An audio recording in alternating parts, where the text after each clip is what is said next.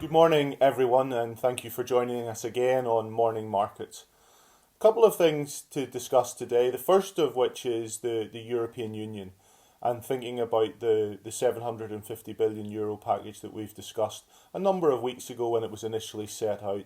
Well, that comes to the table today for negotiation within the leaders, the political leaders of the EU, and that's going to be a really interesting development for us all to think about over the coming weeks and maybe months as this is negotiated its way through.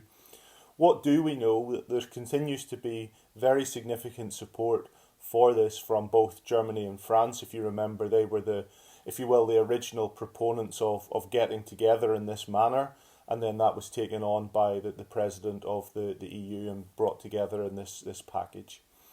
We also have the affectionately named or unaffectionately named the Frugal Four of Austria, Netherlands, Sweden and Denmark, who are very much opposed to what this agreement may or may bring to the European Union over the medium to longer term. But I think the interesting dynamic here is that there is always room for negotiation. And I think at this point in time, we do need to see a coordinated response from the EU, and it will be interesting to see how their trade-offs are made over the coming weeks and months to see if we can get this agreement through, which would be very, very important for the EU and potentially a very step change in how the EU has operated. So we'll continue to observe how that progresses through the political discussions. What can we say?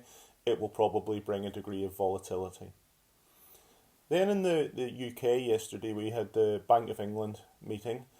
What did we get from that? Well, as expected, there was no change in interest rates. They remain at 0.1%. We did see an extension to the quantitative easing programme, or an addition to the quantitative easing programme, I should say, of £100 billion. And that takes the programme to £750 billion sterling. Now, in an interesting development, I think when you look at the underlying data of this, you can see which members of the MPC vote for the actions that they are putting forward. And interestingly, the chief economist at the Bank of England, Andy Haldean, yesterday voted against an increase in the quantitative easing programme, so he was for it staying flat at the £645 billion. That's interesting, just given that there's a bit of tension, obviously, within the discussions within the Bank of England, but also it maybe speaks to some of the challenges of really forecasting at this point in time. And we could see that with the Bank of England yesterday acknowledging that some of the economic data is tracking better than their expectations, but clearly those expectations are difficult to build at this point in time.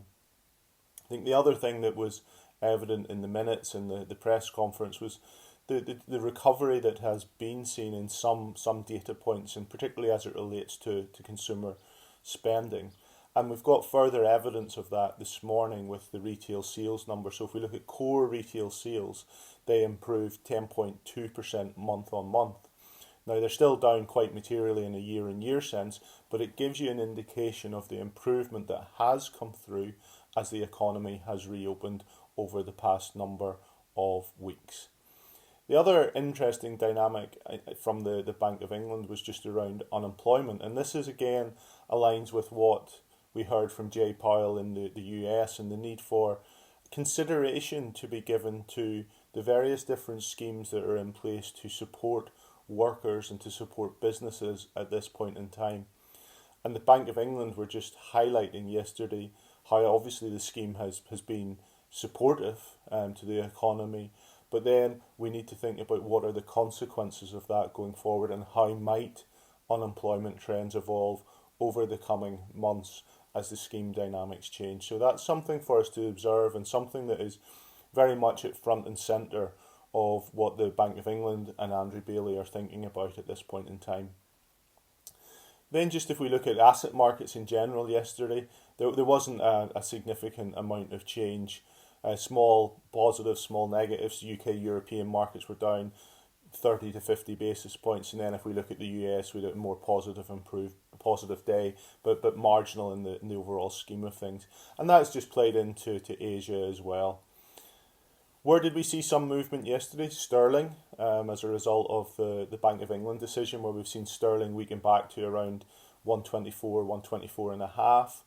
From sort of a high of earlier in the month of 127 against the dollar. So a decent move there on the negative side from a sterling perspective.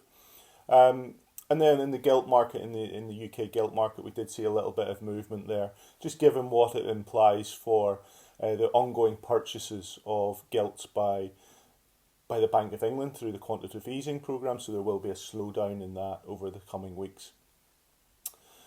Then if we look at economic data, yesterday I touched on the unemployment data that we would see in the US and how it would be important to see a continuation of the improvement in those dynamics. And we did get that, albeit the rate of change has definitely slowed, or had slowed in the data that we saw yesterday, I should say.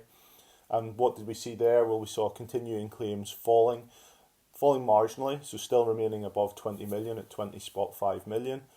And then initial claims remained at that about 1.5 million. So an improvement, but not at the same rate as we've seen in previous weeks. That's all from me today. Please look out for our podcast, which will come later today. And also we will have our usual weekly note going out. So please look out for both of those. Thank you very much.